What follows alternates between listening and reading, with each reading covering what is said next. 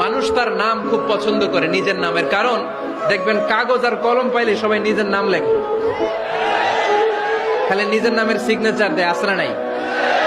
এরপরে দেখবেন যে কক্সবাজারে গেলে সাগরের তীরে বালু পাইলেই বালুর মধ্যে নিজের নাম লেখে, আবার ওই নামের পাশ দিয়ে লাভও আঁকে।